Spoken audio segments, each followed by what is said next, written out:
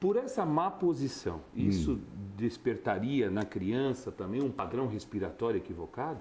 Totalmente, totalmente. Porque osso não cresce por si só. O osso cresce apenas em função de movimento, de ação.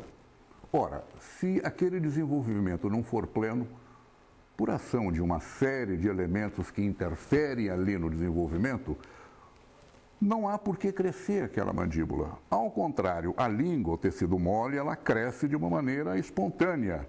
Consequentemente, a língua que cresceu o que deveria crescer não encontra o seu espaço dentro daquele arcabouço ósseo maxilomandibular. A língua não tendo espaço, ela retrocede. Ela retrocedendo, ela acaba sentando-se aqui naquela epiglote, que deixa passar o ar ou o alimento.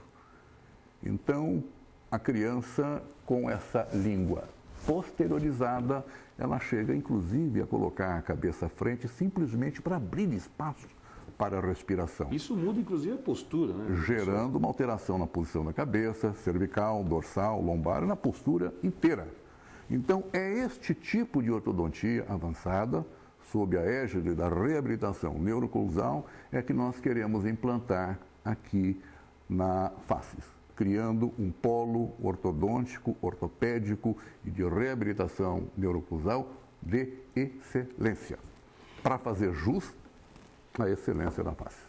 E com certeza, essa acho que é a grande diferença quando o senhor fala numa abordagem mais interdisciplinar, né? Essa Claro, da valorização, né? Porque o senhor está colocando uma situação, não só o padrão respiratório, mas também muscular e postura, né? Claro. Quer dizer, o que é importantíssimo no desenvolvimento da criança, o adolescente e o adulto, né? Sem dúvida. Isso, professor, que você está colocando no sentido dessa prevenção, com certeza vai minimizar problemas futuros quando adulto. Sem dúvida. Quais serão os principais problemas que um adulto poderá apresentar se esse trabalho preventivo não acontecer? Primeiro, é fazer as correções dentárias visando simplesmente posicionamento dentário. As pessoas precisam ficar muito bem cientes que os dentes, quando eles estão mal posicionados na boca, eles estão equilibrados. Estão equilibrados. Quando o ortodontista, através de meios artificiais, colocando os brackets, fios, colocam esses dentes numa posição ideal, eles são ideais de uma maneira forçada, digamos assim. Na hora que se remove esses aparelhos, todas aquelas condições que geraram aquela anomalia inicial vão tender a voltar. Isso vai criar uma necessidade premente de contenções. Então, a pessoa usa o aparelho ortodôntico durante muitos anos e depois, para manter o resultado, contenção por outros anos. Então, este enfoque que nós estamos dando, não há necessidade de contenção, porque o sistema é colocado de uma maneira bastante equilibrada, segundo parâmetros bem diferentes que não cabe técnicos que não cabe discutir aqui, mas existem. Perfeito. E sucintamente, professor, diferença entre o aparelho móvel e o aparelho fixo? O fixo é para movimentar dentes e o móvel, um ortopédico funcional, para trabalhar partes ósseas e musculares. Então, quando nós encaramos o problema de um modo geral, nós sabemos que aquele problema não é específico de um determinado elemento. Não é específico do dente nem do alvéolo, mas é um conjunto.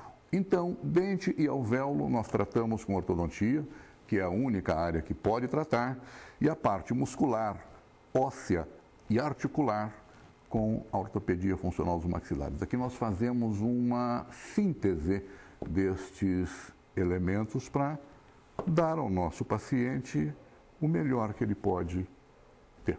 Bem, professor Lago, infelizmente o nosso tempo está se esgotando, mas eu quero aqui já deixar o convite para que o senhor esteja conosco na próxima semana, onde o senhor inclusive nos abrilhantará apresentando um material visual que o senhor nos trouxe aí, que vai ser bastante interessante no sentido de orientar as mães, em especial, né, na prevenção dos problemas ortodônticos, né, das más oclusões.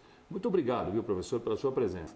Que eu faço questão de estar aqui a próxima semana para darmos continuidade a essas informações aqui que a gente deu início. Contamos com a sua participação. Muito obrigado, professor. Eu que agradeço. E se você tiver alguma dúvida, algum esclarecimento sobre esse assunto, encaminhe a sua dúvida para o e-mail da produção, brasilinfoco@ajato.com.br, que o professor Lago terá o maior prazer em responder.